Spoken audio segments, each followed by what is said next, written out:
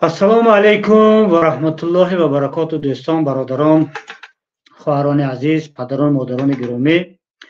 Умедворам ки ҳамагӣ хубу саломат ҳастед. Имрӯз 18 майи соли 2024 аст ва ман бо шумо ҳастам, Салим Султонзода, дар канали вобаста ба Паймони Миллии Тоҷикистон, Паймон Лайв. Хуш, имрӯз шанбе ҳаст дӯстон ва ҳар вақта чун ҳар доим рӯзи шанбе мо барнома дорем бо номи 60 дақиқа. ва дар ин мобайни 1 соат ва 1 соат зиёдтар мо бо шумо дар бораи мавзӯъҳо ва он қазияҳое ки ҳамин ҳафта ё ҳамин рӯзҳо дар гирди ҳамун андешу назарҳо тоб мехӯрад, мо дар бораи онҳо хоҳем гап зад. ва имрӯз мо тазмим гирифтем барномаи худро на ба он қазияе ки имрӯз шуда истодааст дар Тоҷикистон, балки ба қазияе ки 2 сол пеш дар Тоҷикистон, дар таърихи навини Тоҷикистон шуда гузашт бо номи вамари хунин ё ки ҳодисаҳои хунине ки дар бадаршони Тоҷикистон гузашт ба ҳамон бахшем ва дар ин бора мо ҳарф занем. ва аз ҳамин сабаб мо барномаи имрӯзаи моро солгарди қатли он дар Рӯшон ё вамар ном наҳодем ва дар ин барнома мо мехоҳем барнома озод бошад, ворид шудани дӯстон ва тамошобинон озод бошад. ҳар якти шумо метавонед дар ин барнома иштирок кунед. дар он ҷо силкаш ҳастад, дар худи фейсбукам, дар худи зери наворам дӯстон кормандони техникӣ хоҳиш мекунам силкаи ворид шуданро гузоранд, то ҳама тамошобинон озодона тавонанд ворид шаванд ва ҳарфи худро гӯянд. барномаи озод аст. мавзӯъ маълум аст, солгарди қатли он дар Вамар дар Рӯшан. хуш дӯстони азиз, аз фурсат истифода бурда ман ба ҳамаи шумо даъват мекунам то обуна шудан ба ин каналро фаромӯш накунед. Обуна шавед, лайки худро гузоред, назару андешаҳои худро нависед. моро дар дигар шабакаҳои иҷтимоӣ мисли Телеграм, Инстаграм ва ТикТок ва амсоли инҳо моро метавонед унҷо пайдо кунед бо номи Паймон Лайв. моро пайгирӣ кунед ва умедворам ки мо бо кӯмаки якдигар тавонем кори барои миллат ва барои ҷомеа карда тавонем. хуш дӯстони азиз, барнома пеш аз оғози ҳамин суҳбат ман мехостам дар бораи як мавзӯи дигар ҳарф занам. имрӯз мо дар хабарҳо хондем ки яке аз сиёсатмадорони варзидаи кишвар, яке аз устодони метавон гуфт сиёсатмадорони муосир, устод Раҳматулло Зоиров аз дунё гузаштанд. собиқ раиси ҳизби социал-демократии Тоҷикистон, яке аз афроде ки метавон гуфт поягузорони сиёсати модерни тоҷик, метавон гуфт сиёсати мухолифати тоҷик поягузоронаш буданд ва нафаре ки ҳизби сиёсиро бо номи ҳизби социал-демократии Тоҷикистон таъсис додан, онро роҳбарӣ мекарданд дар тамоми ин солҳо. ба тамоми мушкилиҳои фазои сиёсӣ нигоҳ накарда фаъолияти сиёсии худро ба роҳ монданд. дар тамоми минтақаҳои Тоҷикистон шӯъбаҳои бахшҳои худро доштанд ва хеле нафарҳои ки озода ва сарбаланд вориди ин ҳизб шуда буд ва дар хеле аз муборизаҳои сиёсӣ мисли интихобот иштирок мекарданд, фикру назарҳои худро мегуфтанд ва мутаассифона дар синни 67 солагӣ хеле ҷавона дар имрӯз аз дунё гузаштанд. мо ҳамдардии худро мерасонем ба тамоми хонаводаи он шахс, ба аҳли хонаводаҳои муҳтарамашон, ба тамоми шогирдонашон, дӯстонашон, ба аъзоёни ҳизби социал-демократӣ ва дар кул ба умум мардуми ва миллати сарбаланди Тоҷикистон ки аз даст додани чунин як сиёсатмадори озодандеша ва сиёсатмадоре ки дар атрофи қонун, яъне қонунмеҳвар буд, аз даст додан ин хеле талафоти бузург аст барои як миллат. бовар кунед. агарчанде ки Раҳматулло Зоиров дар мисол вориди парлумон набудан ё дар дохили ҳукумат ҳамчун як оппозитсия дар кори ҳукумат мисол даст надоштанд, аммо он дар фазои сиёсӣ хеле вазни бисёр бузург доштанд ва метавон гуфт ки як мактаби хоси худро поягузорӣ кардан дар ин самт. боз як бор дигар ҳамдардии худ ва дигар дӯстонро ба наздикон ва хонавода و از خداوند دعا میکنیم که آخرتشان آباد باشد و انشالله که پیروانشان که الحمدلله هستند در کشور، در خارج و در داخل، برای پیشبرد راهی استاد رحمت الله ظاهرов تمناهای نیک داریم که آنها امید دارم که آن راهی استاد خود و راهبر خود را دوام میتیم و در راهی مبارزه قدم های استوار خود را میگذارند. خوش دوستان عزیز، با این میگذاریم با موضوع امروزی ما. حالا خیلی از دوستان دیگر از 2 سال این جانب خیلی شناس هستیم که ومر بدخشان کجا است و ما برای چین حرفا رو میگیم که خیلی از مردم تاجیکستان متاسفانه خوب از منطقه های تاجیکستان آگاه نیستند و با سبب بعضی از واقعه ها و بعضی از حادثه ها شاید از خوبی شاید از حادثه های بدی ما از این یا آن منطقه های تاجیکستان خبردار میشیم، خبر پخش میشود و حالا خیلی از جمهوری تاجیکستان مردم تاجیکستان خوب آگاه هست، حتی بیرون از تاجیکستان جهان هم خوب خیلی آگاه است که بدخشان کجا است، در کجا قرار دارد و بدخشان چقدر مردم زندگی میکنند، روشان کجا است و مر کجا است. خلاص من کوتاه میخوام بگم که حالا وقتی که ما روشان میگیم یکی از ناحیه‌های ولایت مختار بدخشان است که خود ناحیه روشان که با مرکزش شهرک ومر از 7 جماعت دهات عبارت است و اگر از روی آمارها نزدیک به 27000 اهالی دارد. خلاص اینجا آورده شده است که از جماعت‌های برتنگ، برروشان، بسیط، پستخوف، روشان، سوناب و شیز عبارت هستند. خوش دوستان عزیز، این را بینید که سال 2022 یعنی 2 سال پیش در همین جا در روشان مردم قتل عام شدند. مردمی که با کار و بار زندگی خود، با دهقانی خود، با زندگی خود مشغول بودند، از جانب یراق بدستان حکومتی قتل کرده شدند، به قتل رسانده شدند. از روی معلومات هایی که مثل رادیو آزادی و دیگر سازمان های بین المللی میتیند، در یک روز در ومر 34 نفر به قتل رسانده شد. 34 نفر. در عموم حالا ما میخواهیم حالا گپ زنیم که کار از کجا سر شد و به کجا آمده رسید. اگر من در کجای خطا کردم، حالا این نوار رو شما تماشا کردید دوستان، از پیش من معذرت میپرسم، شاید در سند خطا کنم، در سنه ها، در نام ها، ولی برای این پیوند برای وارد شدن هم هست، میتوانید وارد شوید و خطای ما را اصلاح کنید. این رو بینید که در تاریخ نوین تاجیکستان منطقه بدخشان از ابتدا تا به امروز همیشه از جانب مقامات مرکزی یعنی از حکومت تاجیکستان زیر یک نگاهی خاص، زیر یک میتوان گفت از این کلمه استفاده نمیترسم استفاده بردن، زیر یک تازیانه نگاه داشته میشد. برای که از نظر من این است که سالهای جنگ شهروندی عیناً همین ولایت مختار کوهستانی بدخشان یک پایگاه اساسی مخالفان بود. اتحاد نیروهای مخالف اپوزیسیون تاجیک اینات عیناً یک پایگاه اساسیش در خود همین بدخشان بود. از دیگر طرف میتوان گفت که وقتی که همین حکومت امروزه با نام فرانت خلقی وارد تاجیک دوشنبه شدن، عیناً همین مردم پامیر را به قتل کردن آغاز کردن و چه از ابتدا تا به امروز این حکومت به این مردم مشکلی دارد. اگرچه در حرفا خود امام الرحمن هم میگوید که من مردم کوهستان را میشناسم، میدانم آنها سیاست ما را دستگیر میکنند اینوای، اما در نتیجه همان است که ما میبینیم مردم را سرکوب میکنند، سری هر 2 سال 3 سال سرکوب میکنند. از ابتدا سرکوب میکردند تا به امروز هم حتی آمدن تا به قتل عام کردن مردم آسایشته. امروز ها شاید که صدها زیاد دیگر قریب نزدیک به هزاران نفر در زندان باشند، در زیر فشار قرار دارند و این خیلی یک حادثه هست که با خط سیاه در تاریخ نوین تاجیکستان نوشته شده است.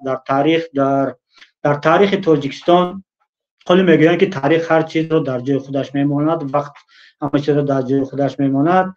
میتوان گفت که همین تاریخ عیناً همین فعالیت، همین عملی حکومت امروزی رو، حکومت دیکتاتوری امام الرحمن رو میتواند با یک خط سیاه نویست که روزهای سیاهی مردم تاجیکستان علاوه خصوص مردم پامیر از آن عبارت بود که عیناً همین سال 2022 این مردم قتل عام شدند.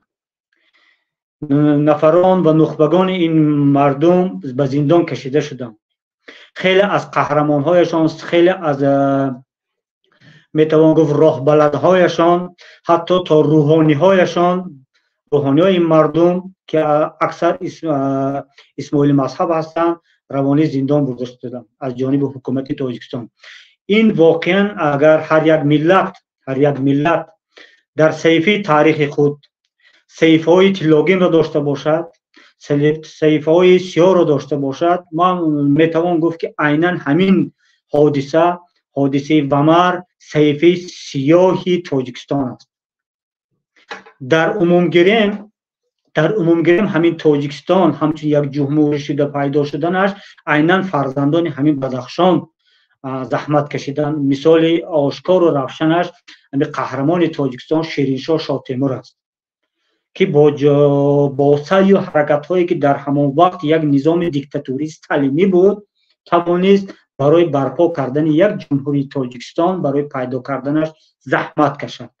یعنی او از جانش گذشت، از تمام هستیش گذشت، خود را قربان کرد، اما جمهوری با نام جمهوری تاجیکستان را برای تأسیس شدنش سهم گذاشت. اما امروز حکومت امروزی تاجیکستان که عیناً مکتب همون شوروی را گذشته است و متاسفانه میتوان گفت که عیناً سیاست استالینی را پیشبری میکند، باز آمد بالا این مردم با یراق اسلحه و توپ لشکر کشید و این مردم را قتل عام کرد. از سالهای قدیم، از سال 2012 بعد از وای سال 2022 از این پیش هم خیلی این کارها شده بودند و میشوند متاسفانه. و این را بینید که این حادثه ای که در آخر شده گذشت سال همین 2022 این آغاز سال 2019 بود. سال 2019 25 نوامبر در خاروخ یکی از میتوان گفت فرزندان قهرمان همین دیار گلبدین زیابکوف را عیناً مقامات تاجیک بی‌رحمانه به قتل رساندن، یعنی به شهادت رساندن. ما نوارهایش را هم تماشا کردیم. یعنی که اینو بینید که دولت تاجیکستان از روی قانون دولت حقوق بنیاد است، اما یک نفر را به سود، به حکم سود، به دادگاه، به تفتیشات میبرند قتل میکنند، با یک قتل وحشیانه به قتل میرسانند، با یک راه وحشیانه. این واقعا دردناک است. این اگر یک جامعه سالم می داشتیم ما تاجیکان، در عموم تاجیکستان اگر یک جامعه شهروندی سالم می داشتیم، ما از تو خون میگریستیم، باید خون میگریستیم که یک نفر را حکومت میرود به دادگاه، به تفتیشات به قتل میرساند، وحشیانه به قتل میرساند. این به یگان مغز سر انسان درست نمیگردید. اما متاسفانه این شد در تاجیکستان و با همین راه مقامات تاجیکستان چهره خودش را نشان داد. در ابتدا وقتی که شهید گلبدین زیابکوف را کشتن، خیلی از مردم فکر میکردن که نه این کاری مقامات است، یعنی همون چند نفر سلاح به دست است و در این حکومت تاجیکستان با رهبری امام الرحمن هیچ ربطی ندارن. اگر وقتی که رحمانوف رو مردم فکر میکرد که رحمانوف ربطی ندارد، اما با گذشت این قضیه، یعنی وقتی که گلبدین زیابکوف رو به قتل رساندن، دیگر مردم طلب کردن، حق دارن، یعنی از طلب کنستیتوشنی خود رو که ما میخواهیم که همین قضیه گلبدین زیابکوف از روی قانون راه حل شود. یعنی قانون با دیده برد که برای چی رو کشتن، چی کار شد. از مقامات تاجیکستان طلب کردن، مقامات تاجیکستان، مقامات ولایت مختار کوهستان بدخشان همه خاموش. و مردم چیکار میکنه در این حالت؟ مردم به میدان میبرد. حق کنستیتوسیونیش هست که مردم به کوچه براید. در تمام جهان مردم حق دارد در حالتی که مقامات حکومت حرف آنها رو گوش نمیکند به میدان براید. این حق است، حق آزاد هر یک شهروند است. سرقانون هر یک جمهوری و هر یک کشور به شهروندش این حق را داده است اگر آن کشور خود را با نام دموکراسی دنیوی حقوق بنیاد اعلام کرده باشد مثل تاجیکستان. اما متاسفانه در همین جا هم حکومت سرقانون را پایمال کرد، کنستیتوسیون را پایمال کرد، حقوق شهروندان را پایمال کرد و آن مردم که به میدان برآمده بودند ضد آنها حکومت چاره‌ها دید و در نتیجه کار به جای شد آمده رسید که خیلی از در همون روز هم، یعنی وقتی که مردم به میدان میبرایند، روزهای همین روزهای 2 سال پیش، همین روزهای یعنی ماه می 16، 17، 18، روز 16 می در خود خاروق نفر با نام زمیر نظریشویف 31 ساله به قتل رسید. در وقت میتینگ، یعنی مردم که گرد همایی کردن، حکومت ضد آنها ترک شد. یعنی حکومت تاجیکستان از اینجا معلوم میشد که نمیخواست که همین قضیه گلبدین زیابک برای مسئولیت آمیز برای قانونی حل شود. حکومت این رو نمیخواست. اگر حکومت میخواست که کار برای قانون حل شود، البته در اینجا خودی جامعه خاروق و عموما مردم بدخشان آماده بودن، آنها طلب میکردن، آنها حتی کمیسی تشکیل کردن با نام کمیسی 44. خودی حکومت خاروق به این راضی شده بود که حکومت 44 یک کمیسی تشکیل کرده شود. کمیسی 44 تشکیل شد تا گفتگو شود بین مردم و حکومت، بین فعالان و حکومت گفتگو شد و قضیه رو با راه آسایشتگی حل شود. این را خودی مردم طلب کردند. طلبات مردم چی بود؟ مردم رعایت قانون را طلب میکردن. حالا وقتی نماینده های حکومت و خود امام الرحمن میگوید که ما میخواستیم استواری قانون را در آنجا جاری کنیم، نه، این حد دروغ است. برای چی؟ چون مردم خودش میخواست که قانون رعایت شود. قتل گلبدین زیابکوف را مردم طلب میکرد که آن دیده برآمده شود، یعنی پرونده کشیده شود، تفتیش شود که کی برای چی یک نفری را به حکم دادگاه و به حکم به تفتیشات و به حکم دادگاه به قتل رساند. این ممکن نیست. حتی مادر خدا رحمتی گلبدین، یعنی مادر عزیز ما پیوسته ما عبدالمومن، و حتی مراجعت کرد به پروکراتور گنرالی و دیگر مقامات تاجیکستان که این قضیه دیده برآمده شد که فرزند مرا برای چی از خانم بردید و به من مرده‌اش را آوردید. این درست نمیگه. تصور کنید که در یک کشور دیگر فرزند را از پیش مادر میبرند، بعد از چند ساعتش کشته آورده میتیند. چی میشد اون مردم؟ البته به میدان میبرد، طلب میکند وقتی که این کار را حکومت کرده است، نه یک مثال مافیا یک گروهی باندیتا گیم. وقتی که حکومت همین کار را کرد، مردم حق دارد طلب کند و مردم برآمدن میدان، پرسیدن که چرا این خیلی شد. همین بود مخزی که قانون، طلب قانون را به جای که حکومت طلب قانون کند، مردم طلب قانون کردند. و در نتیجه در همین روز 16 می چی شد؟ از جانب مقامات باز در خاروق نفر کشته شد با نام هیچ خلقی تمازیر زمیر نظریشویف، خدا رحمت کنه. و سر شد دیگر سلسله قتل ها. مردم در اول تنها اگر طلب قانون را طلب میکردن که قانون رعایت شود، و در اینجا حالا آمدن دیگر مردم طلب کردن که رهبریت حکومت بدخشان به استعفا رود، میر شهری خاروق به استعفا رود. دیگر از طلب‌های اجتماعی گذشتن به طلبات‌های سیاسی و این چیز طبیعی است. وقتی که رهبریت سیاسی یک منطقه نمیتواند کشور وضع را اداره کرده، دیگر او باید که به استعفا رود. و در نتیجه وقتی که حکومت تاجیکستان دید، یعنی خود من حالی میگم حکومت تاجیکستان، من میگم امام الرحمن، وقتی که دید که وضع در منطقه در خاروق از زیر کنترلش برآمده است و مردم طلب قانون میکنند و این فرصت را خیلی مناسب دانست تا اون مردم را سرکوب کند، به قتل رساند. برای چی؟ در برنامه گذشته ما با یکی از روشنفکران پامیری صحبت داشتیم با برادر عزیز ما شیرعلی غلامعلی، با برادر ما شیرعلی ما صحبت داشتیم با عالم، یک عالم پامری، با عالم تاجیک، و اون نفر خیلی نقطه خوبی را ذکر کردن. برادر شیرعلی گفتن که یکی از سبب‌هایی که حکومت لشکر کشید به خاروخ، این سببش این که مردم آنجا بیدار بودن، از اندیشه های مستقل داشتن، فعال بودن، در از نگاه سیاسی اجتماعی فعال بودن، و عیناً همین دانش بودن و زنده دل بودن و نظرهای اندیشه های مستقل داشتن برای رحمانوف خطر ایجاد میکرد و او به یک فرصت میپوید، فرصت میگفت که تا این مردم را زند، و عیناً همین قتل گلبدین را مثال اینها تشکیل کردن و مردم که به میدان برآمد فرصت را مناسب دانستند تا آن را مردم را قتل عام کنند، سرکوب کنند، خیلی از فعالان آن را زندان کنند مثل الفت خانم محمدشاهی و گنرال دیگر خالباشف و امثال اینها صدها نفر دیگر از همین میتوان گفت گولهای سر سبد مردم بدخشان را بردند و زندان کردند، خیلی را کشتند و خیلی را بردند زندان کردند.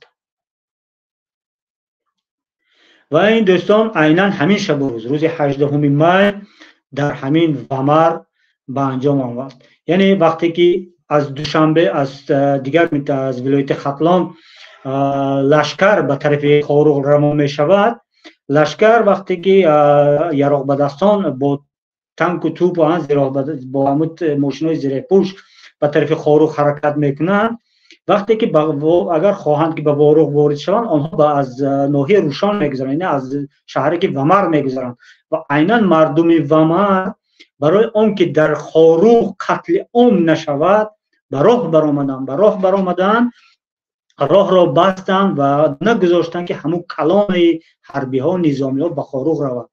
به سلاح برآمدند، به سلاح. اینا ببینید وقتی که یک کلان نظامی راه میبراید و از نزدش یک نفر سلاح به دست براید و حتما او رو دور میکند، حتما همین در جایش.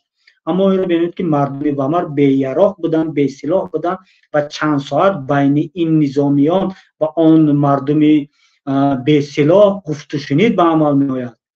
حتی خبر به دوشنبه به امام رحمان میرسد که مردم راه بستند، راهی که از حکومت میگوید که تراس بین المللی چین و تاجیکستان را بسته شد. بله، یگانه راهی که از چین به دوشنبه با کالا وارد میشد از همین ومر است.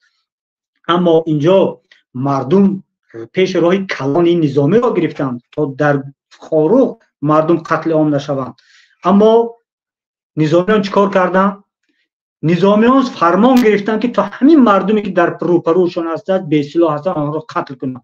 و این فرمان را کی داد؟ شخصا خود امام علی رحمان داد.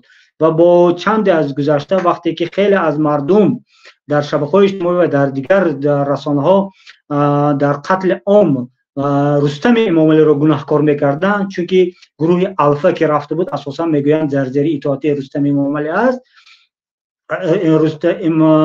خود امام علی رحمانوف با خواهش خود یا اومد مجبور شد همین را اعتراف کرد که او فرمان صادر کرده است که همین مردم به یراق و به اسلحه را در ومر قتل عام کنند.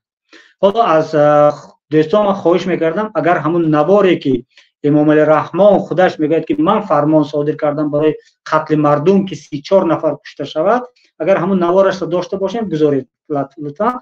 نوار 5 دقیقه است، اما من در وقت نوار هر جایی که حرف او میگوید من خواهش میکنم که در آنجا پاوز زنید. وقتی که من اشاره میکنم من میخوام همون حرفی که امام علی رحمانوف میگوید من هم را به تحلیل کشم. مرحمت اگر نوار آماده باشد بذارید. خب زاناباد اون چیزی که شده است اونا مردم ولایت مختار کردستان بدخشان نیست، مردم از نام مردم برآمد میکردن، یکی اونا یک چیزی جزئی بودن، مردم یگان وای نداره، گناه ندارن مردم بدخشان. من دائما گفتم و امروز هم میگم هر وقت سفر کردم اینا اینا ببینید. حالا میگوید که امام علی رحمان در همین یکم جملهش روش سیاه میکنه، میگوید که آنها مردم بدخشان نبودند، یعنی مردمی که در خاروخ سرجم آمدند در میدان بودند گویا که آنها مردم نیستند. مردمی که در ومر آمدند گویا که آنها مردم نیستند. میفهمید؟ در یک جمله اولی گپش امام علی رحمان دو دروغ میگوید. در یکمش که مردم را مردم حساب نمیکند، مردمی به میدان برآمده را مردم حساب نمیکند، و دومش وقتی که مردم به میدان برآمد آنها را اعتراف ندارد، عموما اعتراف ندارد، که میگوید که مثال آنها همین ساکنان همه جا نیستند. مرحمت دوامش. با تکرار میگویم اگر مردم ولایت مختار کوهستان بدخشان سیاستی پیشرفته رهبر دولت از سالهای 90 دستگیری نمیکردند ما شما به این روز دوار نمیرسیدیم. اونا یک گروه کوچک بودن جنایتکارا. اونا میگوید که وقتی که مردم بدخشان اگر سیاستی رهبر دولت را جانبداری نمیکردند ما به این روزها نمیرسیدیم.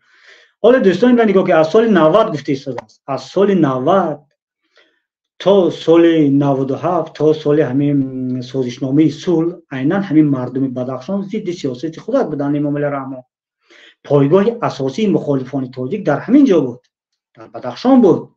همون وقتا حتی سرحدبانان روس در آنجا قرار داشتند، ارتش نظامی روسیه در بدخشان قرار داشت، اما مردم که ضد خودت بودند پایگاه این مخالفان را هم در همینجا تشکیل کرده بودند. بالای این تا امروز فقط اون مردم را زیر تازیانی و زیر ضرب و خون قرار داده بوده. از خدا دروغگو نکنند ماه رمضان سال 2012 عیناً همین فرمان امام علی رحمان بود که در ماه رمضان بالای بدخاروق لشکر کشید و توپ با تیر و تانک و توپ مردم را تیرباران کرد برای قتل کشته شدن کدام یک گنرال با نام عبدالله نظرف اگر خطا نکنم. از همون سال 90 تا همین روز مردم را قتل عام میکند، باز میگه که مردم طرفدار منند. مرحمت دوامش. اونا یک گروه کوچک بودن جنایتکارا. اونا چه که نامبر کرده شما همین ما کوشش کردم مثل پای 30 سال مردم گناه نداشت.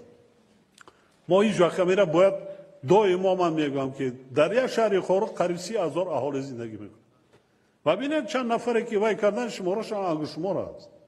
اونا از دوم مردم فقط سوء استفاده میکردن. یک دقیقه اینجا امام علی رحمان میگه که یک گروه کوچکی جنایتکاران بودند و آنها از نوع مردم سوء استفاده میکردند.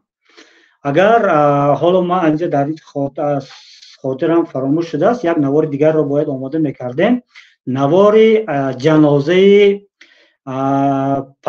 پالکونیک محمد باقر را به شهادت رساندن در روز روشن در همین قضیه ها سال 2022. اما جنازهش را نوارش را خیلی همه ما خرید تماشا کردیم. کوچه های خاروق وقتی که جنازه را میبرند مردم را نمیبرند. اونقدر مردم بسیار، انبوه مردم اینقدر بسیار بود. برای چی؟ چون که آنها لیدر ملی بودند. محمد باقر و لیدر ملی بود. مردم با او اعتماد میکرد، مردم با او تکیه میکرد و او نیز خودش را برای مردم قربان کرد.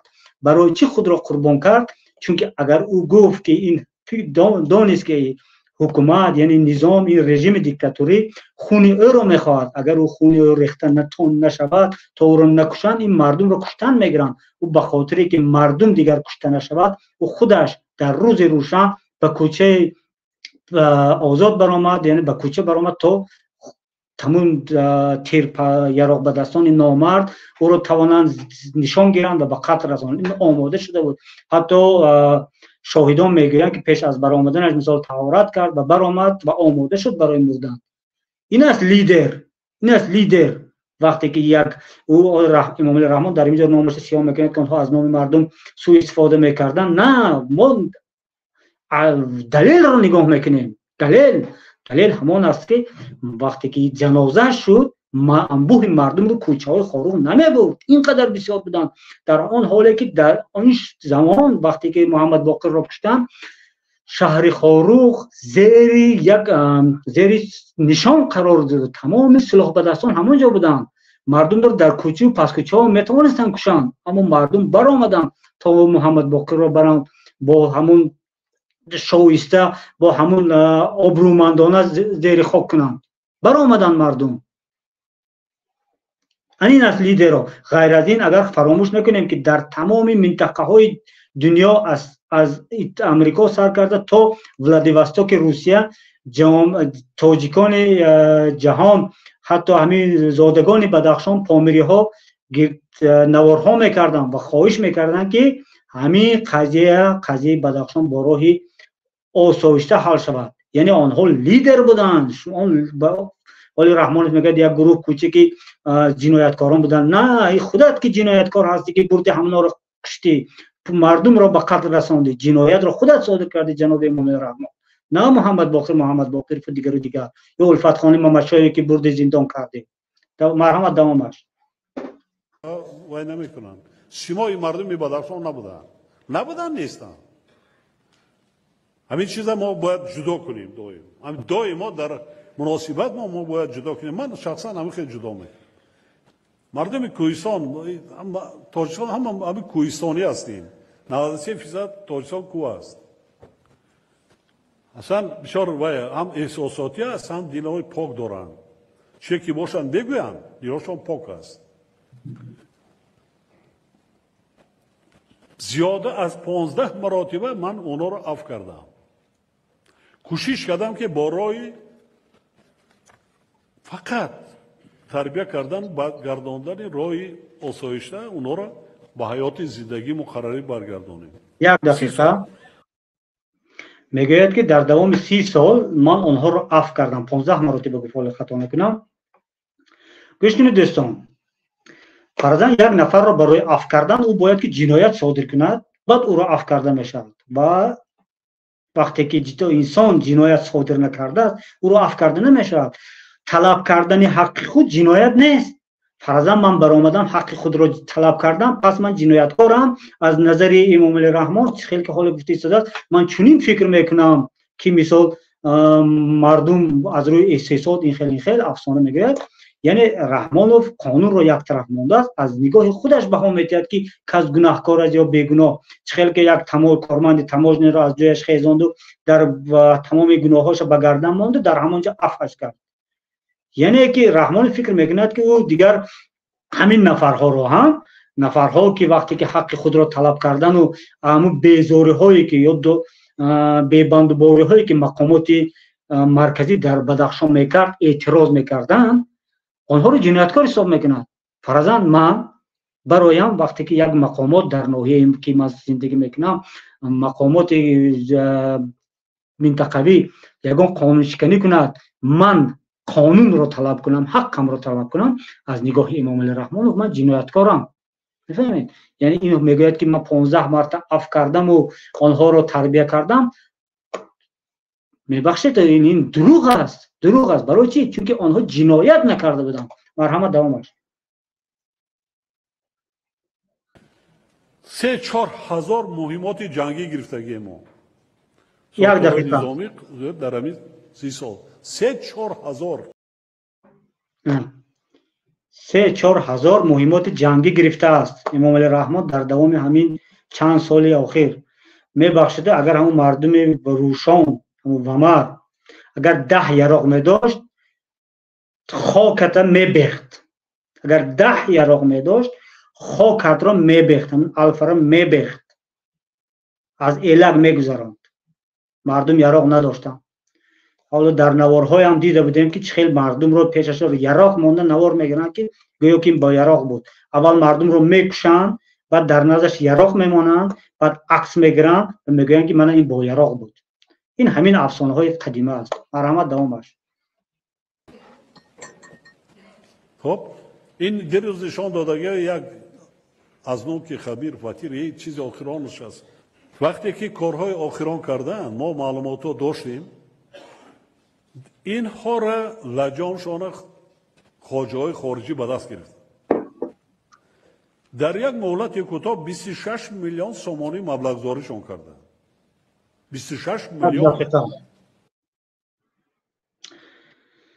یکی از ترمین های، یکی از همین تزیس هایی که امام الرحمن، عباره هایی که امام الرحمن برای پیشبرد سیاستش استفاده می‌برد، عیناً همین خواجه خارجی است.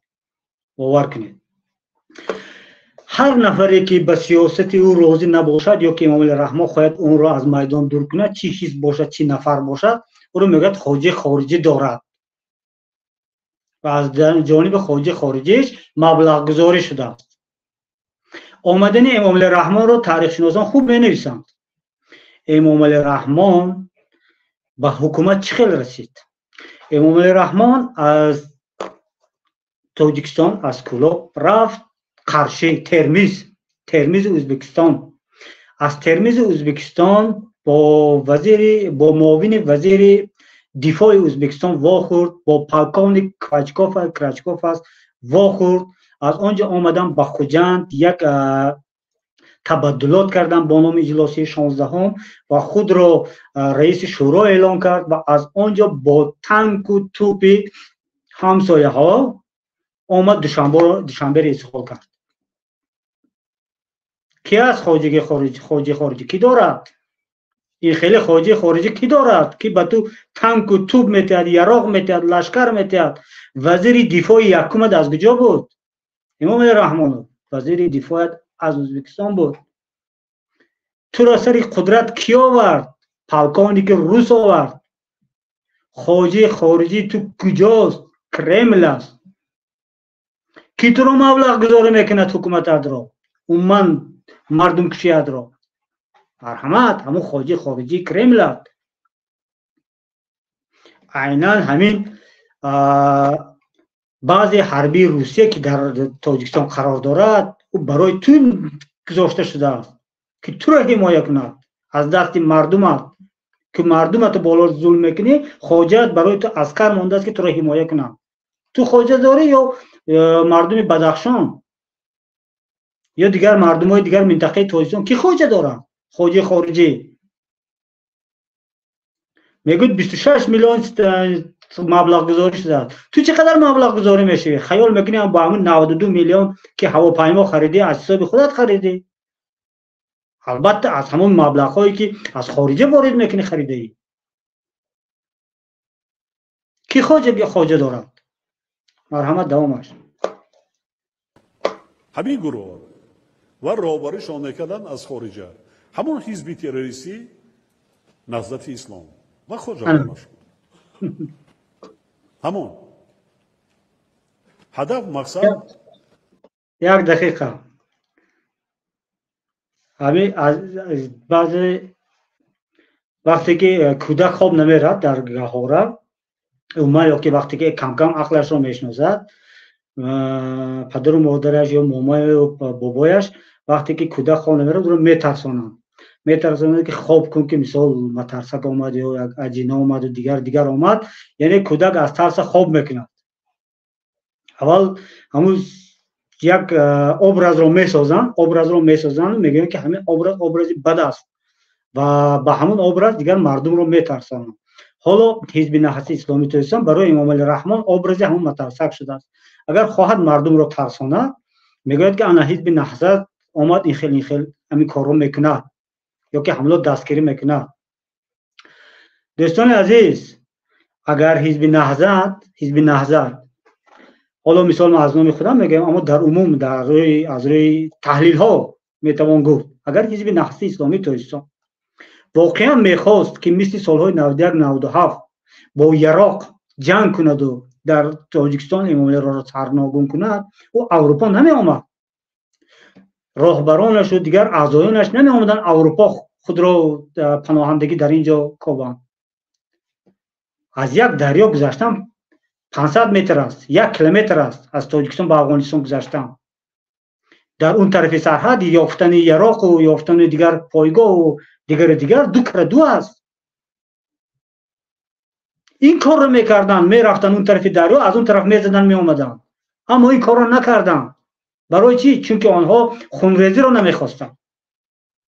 حالا که وقتی که آنها در خود تاجیکستان بودن و نرفتن افغانستان که 5 کیلومتر از خانهشون در اون طرف سرحد هست و آمدن 7000 کیلومتر در اروپا قرار دارن، در کشورهای دموکراتی حقوق بنیاد حق با زندگی خود مشغول هستند، دیگر به تو مبلغ برای مردم روا میکنن که تا آنها ضد تو قیام کنن. این دروغ است مردم عزیز، این دروغ محض است. تهمت هم بالای نهضت است، تهمت هم بالای مردم بدخشان است. تهمت است. اگر حزب نهضت اسلامی تاجیکستان میخواست حکومت را گیرد، او اروپا نمی آمد. اگر با راه یراق میخواست حکومت را گیرد، او اروپا نمی آمد. او میرفت پایش را در افغانستان مستحکم میکرد و 20 سالهای 92 97 یک قوشون 10,000 یراق به دست تاسیس میداد، تشکیل میکرد، کارش را میکرد، چون این تجربه را دارد. برای همین این که مبلغ گذاری میکنه تا مردم در اونجا خیزش کنند، این به یگان منطق راست نمیگیرد. اگر از روی خیلی بگذار گوش کنید، از روی منطق گیریم، اگر خواهیم که حکومت مردم به میدان خیزده حکومت را تبدیل دهند، این در مرکز ممکن است. در دوشنبه مردم خیزد، امام رحمت چپه میشه، تمام در تمام دیگر منطقه ها حکومت نو را دیگر اعتراف میکنه. این به یگان گپ شرط نیست 1000 کیلومتر اون طرف رفته در خاروخ کاری کرده. مرحمت دوامش تبادلات وای کردن. شما شاهد که ما اول همه مناقضی تا حد امکان یک هفته زیاد راه محکم بود. یک هفته زیاد راه بین المللی از دو قسمت. اینا کدام اساسی قانون قضیه؟ اینا نه کنستیتوسیا نه یگان قانونای عمل کننده و اینا روشانه وای کردن. انا اکنون اینو گوش کنید. میگوید که راه محکم بود، یک هفته با آنها گفت و شنید شد. خودش اعتراف میکنه. یک هفته گفت و شنید شد در خاروخ، مقامات خاروخ با مردمی که به میدان خاروخ آمده بودند. گفت و شنید شده است. خودش اعتراف میکنه، ما نمیگم. گفت و شنید شده است و در نتیجه گفت و شنید از مردمی که در میدان خاروخ بودند کمیسیه 44 تاسیس می‌یابد و او کمیسیه با مقامات خاروخ گفتگو میکنه، حل راه ها را میمانند که چه خیلی باید کنیم، چه کار باید کنیم. حتی دیدن که در خاروخ کاری نمیشد، به نام رستم امامعلی همچون رئیس پلات بالایی پارلمان نامه میکنند. همین کمیسی 44 با راهبری ارگاشف، فراموز ارگاشف نامه میکنند که تو دخالت کنند. فهمیدید؟ آنها پورا از روی قانون کار میکردن مردم. و شما حکومتی ها بدید که نخواستید قانون رعایت شود. برای شما کشتن در کار بود، برای شما در کار بود که مردم کشته شود، مردم ترسد. شما نمیخواستید که یک منطقه دیگر بیدار ماند، چون که دیگر منطقه تاجیکستان را هم را ترساندید، کشتید، در زیر پنجه آهنی خود دیگر نگاه میدارید. و فقط خاروخ مانده بود که سر بلند میکرد، خاروخ بود که صدا بلند میکرد و همانجا برای شما زدن و کشتنتان بهانه در کار بود و همین بهانه را خودتان ساختید. گلبدین را عیناً خودتان کشتید تا مردم به میدان برآید و مردم میدان برآمده را شما میخواستید کشید. شما همین را تشکیل کردید خودتان حکومتی ها. یگان خیل خارجی یگان خیل از بیرون نآمده است این کار. و اینجا حالا امام رحمت میگه که راه بین المللی را بستند. مردم حق دارند. صاحب این راه مردم است، نه تویی. یا خیال کردی که ارسه را ساختی، راه خوجند دوشنبه را با فرزندان دادی، خیال کردی صاحب تمام ملک خودت و عائلت هستی. امام رحمت نه، این مردم هستن صاحب این سرزمین، صاحب همون راه هم مردم هم. مردم حق دارن به میدان برآمدن، مردم حق دارد راه را محکم کنند. وقتی که خراسان، ناحیه خراسان را سیل زد، کدام سالش در خاطرم نیست، سیل زد، آفت زد، مردم بیخانه در ماندن، در خیمه ها جا شدن، چند وقت ایستادن، کسی به دادشان نرسید، مردم برآمدن راه را بستند. وقتی که راه را بستند، قرغانتب کلاب را بستند و مجبور شدید که برای مردم کمک کنید. این حق مردم است. وقتی که مردم دیگر راه نمییابد همین کار را میکنند. وقتی که مردم برای چی راه را بست؟ وقتی که میبیند یک کلان نظامی برای قتل برادران خودش میبیاد، چیکار باید کند؟ چیکار کنند؟ چون که آنها قتل نشود میبرد و میگه برادرها بیایید به خونریزی همین را حل کنیم. همین کار را میگه. هر یک انسانی که عقل دارد همین کار را میکند. میگه که شما مقامات، شما حکومت، شما یراق دارید، مردم بیگناه است، مظلوم است، به خونریزی همین را باید حل کنیم. و اینها چیکار کردن؟ بردند و کشتند. دوامش مرحمت. 220,000 مردم در ایزولیاسیون بودند. یک هفته پس در شهر خاروخ میباشد نرخ نوا در بازار در مغازه آسمان میرفت. میدونی که اکثریت محصولات از کجا میره؟ برای از قسمتی جنوب وارد میشه. همون دم من تا حد امکان روان کردم، گفتوشی دیگر درشان خدا شاهد هستی. رئیس ناحیه را لک کردند. معاون رئیس ناحیه میباشد زنی تاجیک، دختری تاجیک زدن مشکتی. آیا مرد به زن مش میبرداره؟ دیگر معاونا را وای کردند و ببینید وقتی که کلان را گذاشتند در تیرپاران کرد 13 نفر کارمندان امنیت رو یارادار کردند، یک کس تلف شد.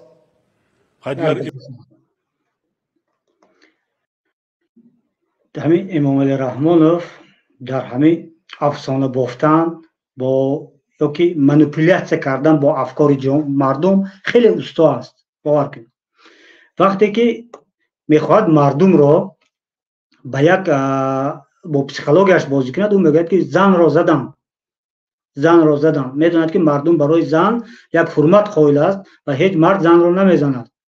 او میگوید زن را زدم و این حالا درست است، یعنی از روی مردی است. حالا اینکه همین روزها حال زنان تاجیک را شما دیدید مردم در کوچه ها در کدام حالت قرار دارد.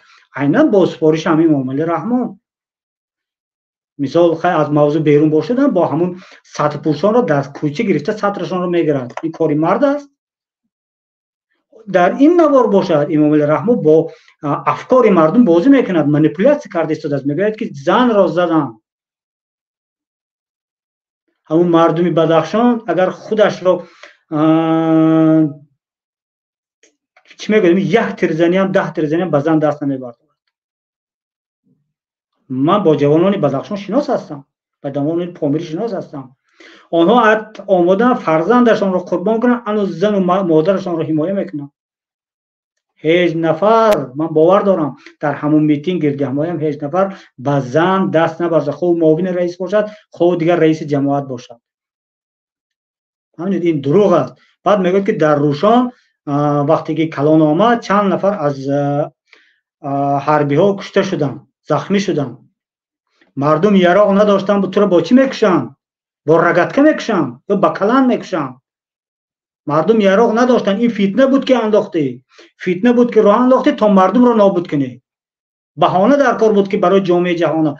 امروز جامعه جهانی تمام جهان وقتی که تاجیکستان میگید از روی همین قضیه ومر و قضیه روشن دیگر بها میتیان، میگویند که در تاجیکستان در سال 2022 18 می قتل عام شد، جنایت ضد بشری شد. و امروز من در یک برنامه نصیحت بریم سیکس فیروف را هم گوش کردم. او میگوید که جنایتی که در ومر شد، جنایتی که در بدخشان شد، این سراغ داونستیم ندارد، یعنی مهلت ندارد. این جنایت نمیشود بعد 5 سال یا 50 سال پوشته شود و دیگر از خاطر رفته شود. نه، این جنایت ضد بشری است و این خواهیم نخواهیم امروز از فردا است پس فردا است 5 سال پس از 10 سال پس است این جنایت دیده برآورده میشد و به بهای حقوقی داده شده و جوابگران جنایتکاران به جوابگیری کشیده میشوند.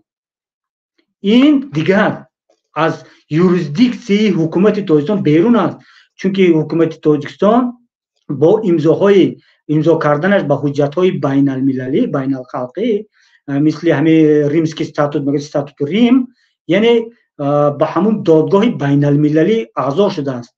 اگر قضیه همین ومر را دادگاه بین المللی باید دیده برآید و با این بهای حقوقی جنایتکار کی است و این را یگان مقامات تاجیکستان پوشیده نمیتواند. با یگان را این جنایت ضد بشری است. مثل که مثال سالهای 41 45 در جنگ مردم کشی شده است، مثل که در دیگر جو گنوسید شده است. عیناً این جنایت همین خیلی است.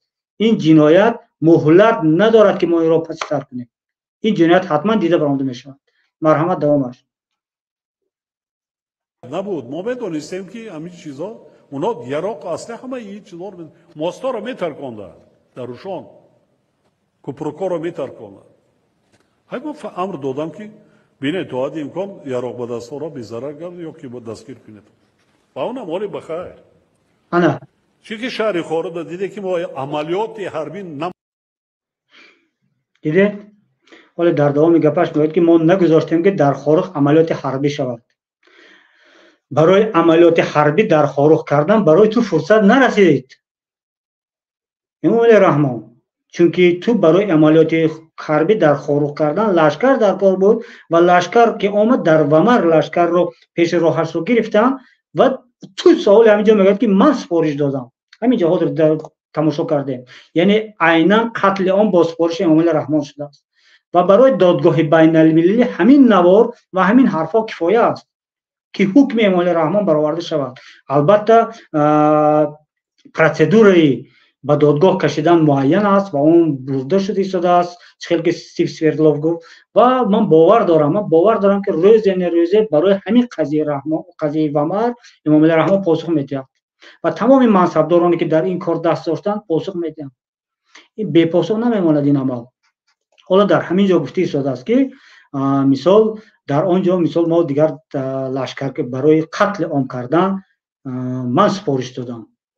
همین صحبتش خیلی مهم است. برام که بود دستگیر کنید و اونم حالی بخیر چی که شهر خورده دیده که ما عملیات حربی نماندم زنونه نماندم همش برای بسیار کسبیتی بلند چی که فونکسیا و وظیفه دولت است، تأمین امنیت شهروندان، تأمین امنیت ملی، تأمین امنیت دولت.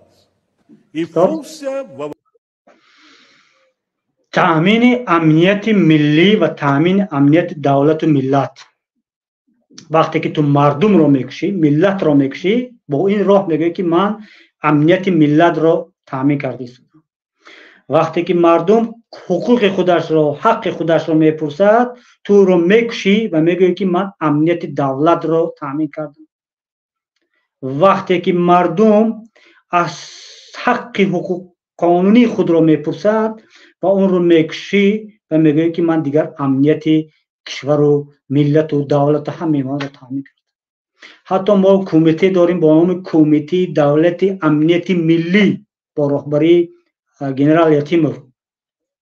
دوستان عزیز، من 100% باور دارم همین کمیته دولت امنیت ملی نه برای امنیت ملی بلکه امنیت عالی امام رحمان فعالیت می‌کند و وقتی که امام رحمان حاضر میگه که من برای امنیت دولت و ملت همین را کار کردم، نه، خودت برای امنیت خودت و عائلت کردین کار، برای امنیت منصبدارانت کردین کار.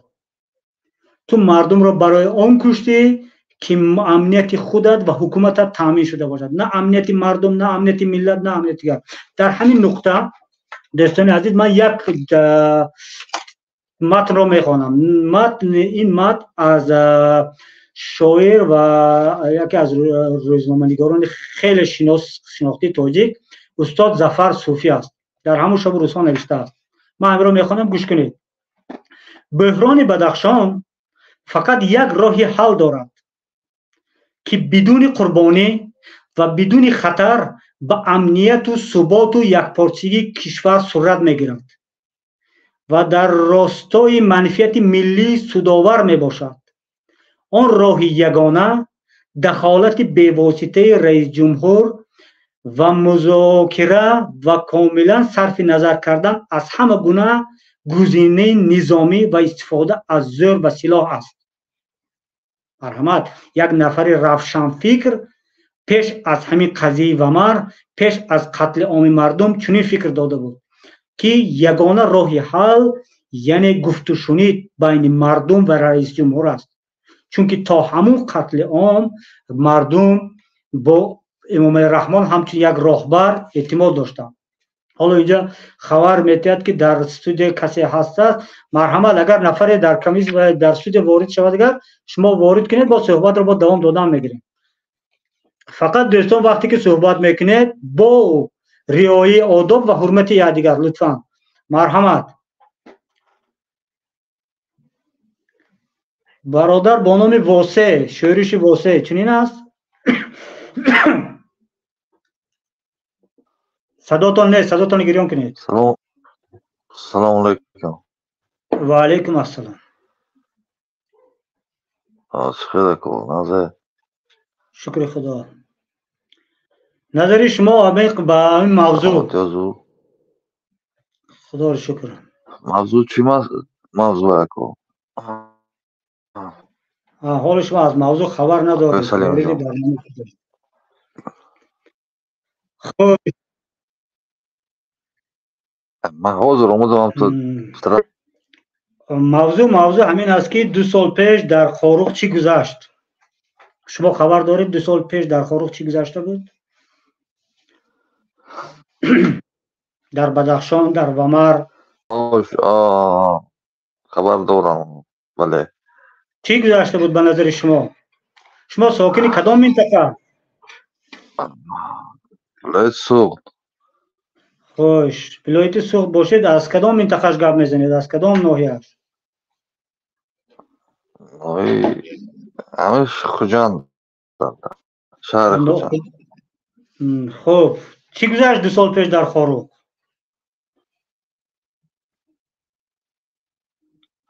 2 سال پیش اونجا جنگ شده بود. قتل عام جنگ کردن. بین کی؟ قتل عام بین حکومت، مردم، یعنی بین قتل عام یعنی تمام تیز. مردم برومدن حق طلب کردن و اومدن تو پروندن مردم بیگناه. یعنی مقامات تاجیکستان، یعنی همون افیسران و سالباتانی که مثال تزدیوالا ده کروچکو ما رو دیدن دارم. همون اخمقای بفرسته بسوادا کروچی همه هر کار کرد سوجن. مردم درست است همین نظر شما که واقعا مردم رو قتل عام کردن و مردم رو خیلی به ضرر رسوندن. خوندگی نیست اما همه خوندگی نیست اما که یا چی میگم پیشنهاد دارم ده ما همه دولت گپ زنید. دولت باید همه مکتب قبط مکتب همه چیز دنیا رو عقل اداره میکند، علم اداره میکند. این مهاجرت، این غلامی، اینا همه چیز بیکاره هست. این دنیا فقط عقل اداره میکند، علم اداره میکند. بله. اگر 30 سال آینده اگر استراتژی علم معارف تندرستی و همه چیزا رو میقپید و جوری میکرد و میکرد، تاجیکستان یکی از دولت‌های بزرگترین پیشرفته میشد. متاسفانه هیچ که این چیزا اهمیت نمیتد اکو. این دنیا فقط علم عقل اداره میکند. این بیکاره تن توش جسارتی و همه چیز عقل کله رول میبازد. وقتی کله خون باشد و هم یک درخت خوک به میوه گفتن گرید و یکو. آفرینتون. حق جانب شما برادر عزیز.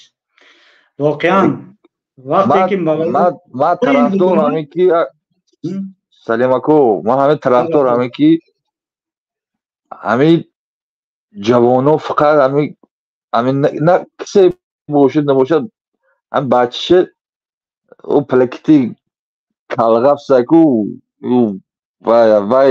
باید نشون نتیه باید در رونده خوروندن در همه جوز دیگه سورد و همین خیلی یکمش همین که اولش برای شجاعت تربیه کردن کودک.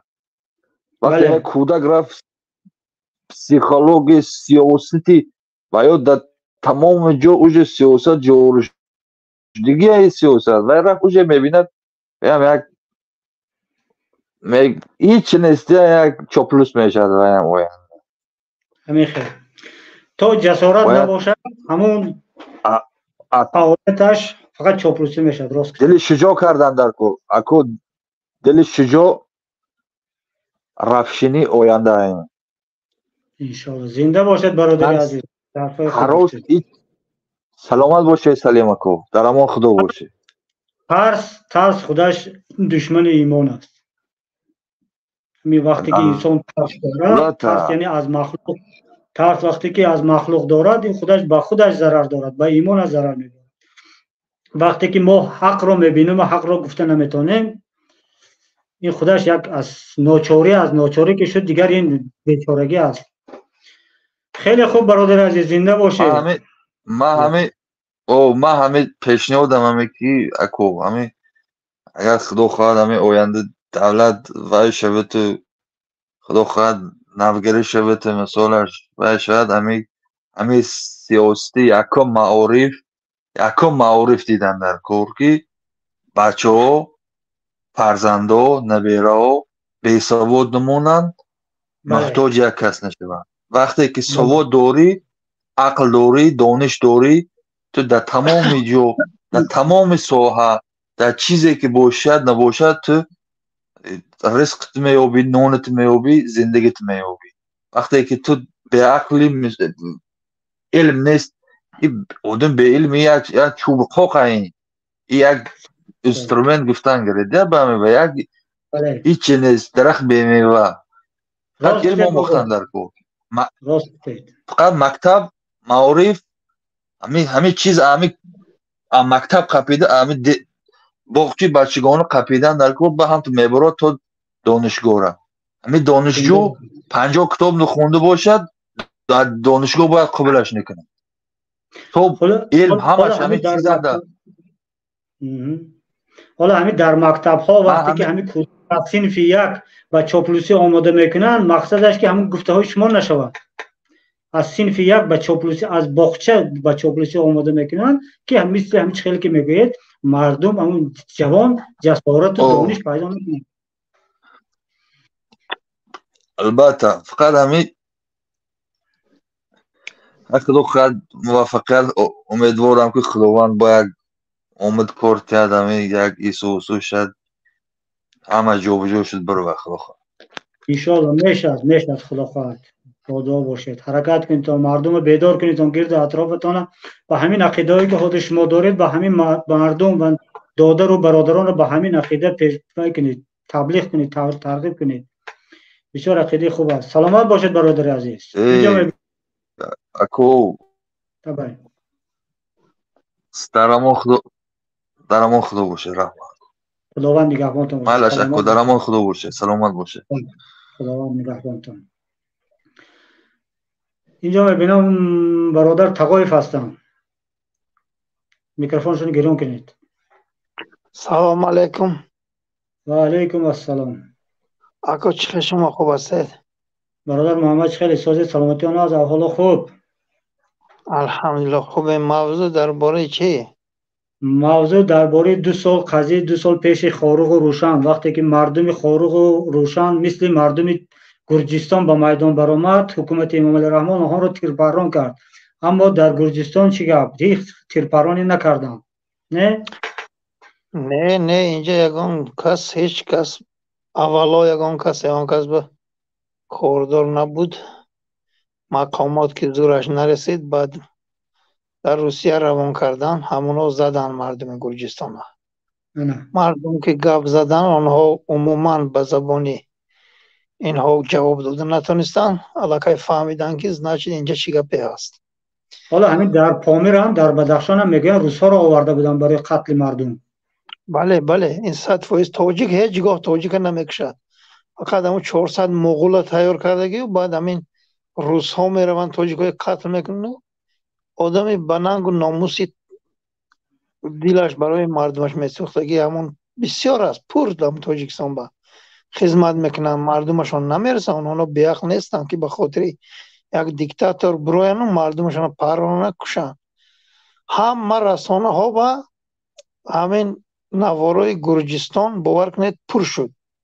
هزارها زیاد شد. این مردم ما تمام کار کردن اکو فهمیدید؟ تمام کار از دستشان آمد همین مردم ما، ولی همین جسارت سرجمی نمیدونم چی با نیست. یک دستی باید سرجم باشن مردم ما، باید اکنون غلامی بس، باید به وطن برگردن.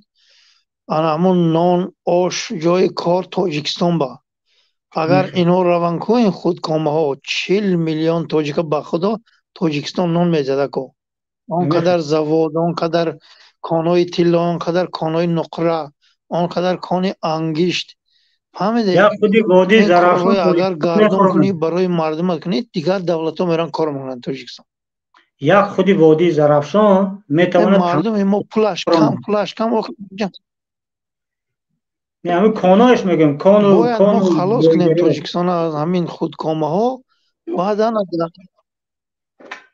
همین خیلی زنده باشد برادر محمد. بله بله ها مردم نترسیدن برایتان حق و حقوق حلال خود را طلب کنیدان. تاجیکستان از آن مایم هست. رحمان رو نامعقول کرده است که میگوید تاجیکستان از من است و این کار خطا است. تاجیکستان از 9.5 میلیون تاجیک است. همین همین خیلی مردم برای این حقتون را طلب کنین. السلام علیکم. اکا زنده باشید. سلامت باشید برادر، خداوند نگهبانتون. خوش با نفر باشد وارد کنید، با نوار بعد دوامش تا آخر برسانیم که برنامه هم طرف پیش رفته شده است. گروپ 24. سلام علیکم و رحمت الله. و علیکم السلام و رحمت الله و برکاته. اکای سلیم بای خوبی تنجی؟ سلامتیت خوبه؟ زندگی ها الحمدلله سلامتی خوب ان شاء الله. اسما چخیر؟ همه درست؟ کاروبار زندگی؟ الحمدلله شکر میلاتی. امی برادر محمد تقایف یک گپ زد، میخوام مقصد اضافه کنم. میگه که امی انسان ها برای چی یک جای نمیشن؟ این فکر شخصی ما که در یکدیگر باور نمیکنن، در یکدیگر باور که نمیکنن برای همو این ملش نخدم جای مقصد عیبش نیست. میترسم که یک کس بگم که مردک تنی راه بیو بریم، بله دل دور میروه که این زمان یا زمانی گد ای حکومت زنگت میزنه یا که به خونه تو میرون. همین خیلی است. بله بله امی فکری همه یک نشیدنش میترسده. ایش میترسه که ایش بز نباشه، ایش بز نباشه تری کرده از این مردم همه حکومت نومر که ده برادر در یک خونه ایش باور نمیکنه، ایش باور نمیکنه که یک جای شوند. همین حکومت ها خواهند که بسیار اداره کنند، حکومت های خودکامه دیکتاتوری و بین مردم همین یک خبرکشی را رونق میتن، رواج میتن و همین خبرکش ها با یگان بهانه یگان کارشان کار افتاده باشند همون خبر میکشن و کارشان بود میکنن. این اگر راه فساد است و با همین مردم دیگر باوری بین همدیگر گم میشه. این به منفعت دولت همین حکومت های خودکامه است. بله بله به خدا برادر. حاضر خیلی به جایی که کار افتاده نشوی و حکومت است و مقامات است و ملیسه است و به جایی که کار افتاده نشوی، یعنی همین مقامات انتظامی آنها اول از مردم از نفر حرکت میکنن همون کار افتاده بوز سازن. بوز. بله بله. ما خود ما چندین بار جماعت به سر یک سپرافکر رفتیم میپرسده در قشلاق تو چی گپه چی گپ خبره. آخه من گفتم کار ندارم در قشلاق، کاغذی من رفتی نمیگه کو خی گپ ده بچه هم قشلاق چی گپه. رئیس جماعت میپرسه مردم هم خیلی کردن کی نرفته است، کی چقدر مبلغ دارد، کی چی بیزنس میکنه. بله بله. حکومت هم ضعیفه هم مردم هم ایش باوری ایش برواگه که اتفاق نشونده. یک نقطه عجیب گفتی برادر، حکومت ضعیف است، واقعا ضعیف است. حکومت ضعیف فقط همین کار را میکند. حکومت اگر قوی باشد و خودش باور اعتماد داشته باشد هیچ وقت در مابین مردم فتنه نمیاندازد، چون که زبانش دراز است. که ضعیف که هست دیگر میخواهد که همین قوه مردم از بین رفته شود، برده شود و در نتیجه خود کشور ضرر میبیند. بله بله با واسطه مردم ایش جنگ میدوزه که یک جون نشوند حکومت ما بین نروه.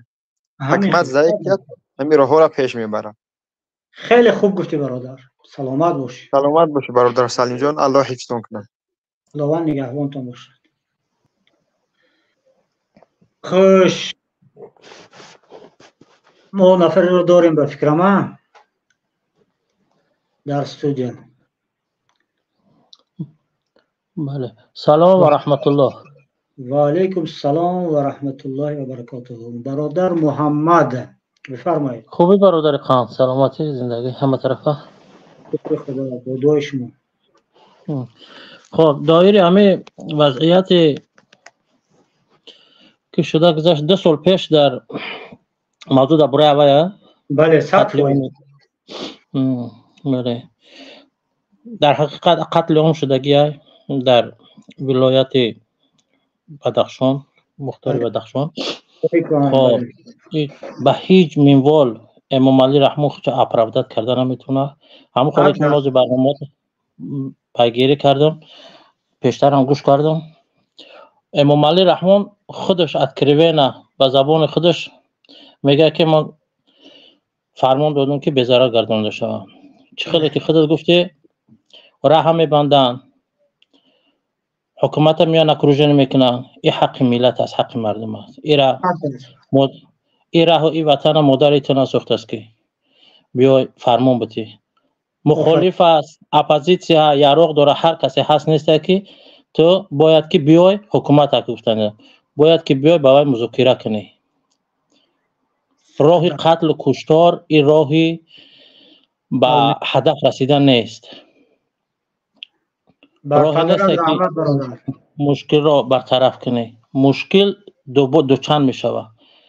روز از روز این حکومت از باوری ملت، از باوری مردم پرومده شده، به هر عملایی که کرده شده، این یک دشمنی آشکارا نسبت دین و ملت و فرهنگ ما هست. آشکارا خودش نشان داده شده که من با شما ای ملت یک جان نیستم. من برای خودم هستم. در یک برآمدش گوش کردم، گفت من برای فرزندان، برای نبیرگان، برای ابیرگان گفت من کرده ایستادم. گفت برای زندگی آیندهشون گفت من حرکت کردم، زندگیشون فراهم کردگیم. همین را باید میگفت که من برای همین فرزندای آینده ملت، برای نبیرگان ملت من این کارا را کردم، نه که گفت برای فرزندای خودم. ملت باید همینجا بفهمن، خلاصه براری کنه که اگر شما من و تو شب و روز و یا امام علی رحمون سجده هم کنین، دست و پایش بوشه، همه امام علی رحمون پروای ما ندارد، پروا ندارد، برای که هدف و مقصد وی با مقابل همین ملت خود ما. بسیار حکومتی، بسیار دشمنی هست که در میدان مبارزه زورش به ما نمیرسه، نامردانه میروه، دستگیربان بر زنها و با کمپیرها و با مادرای ما میشوه. مرد دوره در میدان ببرو، تو دشمنی به ما دوره، به منی که کار داره بوریز، چی کار داره؟ همین شهادت احوال این حکومت ضعیف است. این حکومت حتی همه ابو جهل وقتی که میگه دختر پیغمبر صلی الله علیه و سلام وقتی یا شپالا زخم را برآور که مقصد که کاری ناخوب کرده است، مقصد پشیمان هم شد، مثال دیگران نبینن. اینهای ما این بحث میگه که زن رو زدن ممکن است، نه زن زدن ممکن است، زن تجاوز کردن ممکن است. اما ایدی بگه که آشکارا میبراید تمام مادر تاجیکستان را، اون فرق نداره و ایوب است و من هستم، کسی هست نیست، مادر تاجیک وقتی که در درون تاجیکستان تحقیر میشوه، فحشا از زبان یک طرفدار حکومت میبراید، این فرهنگ امام علی رحمان را نشان میده که امام علی رحمان همین خیلی فرهنگ ده، خیلی بگم خرسند میشوه، طرفدار همین فرهنگ میکنه. این فرهنگ را خودش آورده است، همین فرهنگ حقارت، دشنام، نامردی، نوجوانمردی را به تاجیکستان، به جامعه تاجیکستان عیناً همین امام علی رحمان آورده است. تا آمدن امام علی رحمان در مردم، در بین جامعه این خیلی نامردی و نوجوانمردی نبود، نه در حکومت داریش، حتی در زمان شوروی هم حتی همون مقامداران این خیلی حقارت و دشنام نمیکردن. وقتی که حاضر پیش پرکرور میداره، پرکرور اول حرفش بسم الله اول فلانی ها چه سر میکند، بسم الله شدین. درست. خب بعدم مراجعت که به همین ملاها داشتم برادر، به ملاهای کذاب، به ملاهایی که گفتیم برادر استانه، اینا ملاهای هستن که سوء استفاده از دین میبرن. این ملاهای ما تماما قابل اعتماد دیگه نیستن، از همه چیز اینا را باید خارج کرد. انشالله همین لجام حکومت در دست خود گرفت و آینده ملت، آینده فرزندها را گفتی. همین حوض یا برادر پیشتر برآمد کرد، گفت که بسیار بهترین گپ زد، گفت باید که ما درس شجاعت را بیاموزیم، درس را بیاموزیم که ملت ما دیگه ترس برداشته شود اهمی وجود ملت ما. گفتی همون گپ ها مردن، این مردن امر حق است، امروز هستی فردا نیستی، به هر سبب، نه که بهتر و خوبتر آن نیست که در راه حق جان فدا کنی. همون روز ساعتش که آمد خواهی نخواهی میرای، خواهی نخواهی، نه که با کدام راه با کدام سبب میرای، چی کار سبب میشه که میرای. تو او دقیقه و سکوند ما یک سکوند زیاد کردن نمیتونیم. نه که میتونه که بر راه فحشا جان ما بتیم، میتونه که بر راه در راه خدا مثال جان، برای که همون ساعت آمد بود شید. انتخاب دو راه در دست خودمان هسته. بله این ملت ما میترسن، خیال میکنه که در راه فحشا بریم عمر دراز هسته، نه که در راهی که دفاع ای ملت و ای دین و ای جامعه کنیم یکی حکومت ما را نقشه یکی ترمه مون نکنه. نه برادر، این تقدیر است، هر چی که هست این در پیشانی نیست، این را میبینی. نه که خداوند همون ساعت خداوند با ما انتخاب آزاد دادگی است که این راه حق است، این راه بد است. نه که ایتاگش هر در یک جمعه قرار میگیری. بله زنده باشید برادر عزیز، خیلی حرفای درست گفتید. یعنی در حال حاضر مردم ما باید شجاعت داشته باشد و برای یک زندگی سربلندانه خودش و فرزندانش کوشش کنند، حرکت کنند، نه وابسته است کی زن از مرد از کودک از دیگر. این را ببینید که این حکومت آنقدر ناچار شده است، اینقدر بیچاره شده است که حتی با کودکان جنگ اعلام کرد. با همین قرار من کردن ایدگردکش این با کودکان جنگ اعلام کرد. بله دست با گریبه با کودکان شد. این فرهنگ ملی است، این فرهنگ ملی اسلامی ما است. چرا که این باید از بین برده میشده است؟ این هزارها سالها آمده بود، امروز حتی زمان شوروی این کار نشده بود. زمان شوروی با همون سیاست لادینیش ضد مردم آسیای مرکزی کم کار میکرد، نه اینکه این چوجه های اون شوروی که دیگر تمام از هم حد و حدود گذشتن. باقی زنده و سلامت باشد برادر عزیز. در امان خدا باشه، موفقیت در کارهاتون. خداوند نگهدار. همه وقت بخیر. سلامت باشید. خوش دوستان عزیز، حالا کجا آمدیم؟ برنامه نوار تمام کردیم هم بچه ها؟ گروه تکنیکی نوار تمام کردیم. دولت است و روبر دولت، نه کسی دیگر. 30 سال این بی‌آخر نمیشه، دیر میشه دیگر. دیر طلبات و کارهای اونو دیگر بود. نوار با آخر رسید. یعنی این در آخر حرفش امام رحمان گفت که ما اگر این مردم رو نمیزدیم دیر میشد دیگر. دیر میشد. برای چی دیر میشد؟ چون که حاضر عصر تکنولوژی است، عصر اینترنت است. مردمی که خاروخ و پا خسته بودن دیگر منطقه های تاجیکستان احتمال داشت به پا میخیست. اگر شاید من به این قدر باوری پوره ندارم، اما اگر زور رو استفاده نمی برد و یراق رو استفاده نمی برد و طلبات مردم خاروخ اجرا میشد، مثل برکنار کردن رئیس ولایت و برکنار کردن رئیس شهر خاروخ اجرا میشد، فرضاً اجرا میشد، این گفتنی گپ که تمام منطقه های تاجیکستان از زیر کنترل امام رحمان میبرآمد. در همه جا صدای آزادیخواهی برافراخته میشد. این 100% برای همین که دیر نشود امام رحمان در بدخشان قتل عام کرد. مقصد اساسی قتل عام مردم بدخشان همین بود، یعنی دیر نشود تا حکومت را دست ندهد. امام رحمان از امنیت ملت و دولت نمیترسد. امنیت دولت ملت ما را هیچ کس مثال از بیرون تجاوز نمیکند. با امنیت ملت دولت ما، با امنیت دولت و ملت ما عیناً همین حکومت خود ما هست که تجاوز میکند. و برای که همین حکومتش از دست نرود امام رحمان مردم را قتل عام کرد. 34 نفر را در بدخشان کشت، صدها نفر را زندان کرد، دهها نفر را عمری حبسی یک عمره داد. یک عمر. ما البته باور داریم، از خداوند امید داریم که روز می شود این ظلم برکنار می شود و این ظلم برچینده می شود و یک آزادی و یک آه سبک، نفس سبک، نفس تازه برای مردم ما می آید انشاءالله. ما به این باور دارم و برای این هر یک ما باید کاری کنیم. درست است که حالا میگویند که مثال با همین نوار کردن چی فایده دارد، با این گپ ها چی فایده دارد. این را ببینید دوستان عزیز، این همش فایده دارد. اگر این کارها فایده نمی داشت امام رحمان و حکومتش ضد این نوارها با دیگر برنامه ها تشکیل نمیکرد.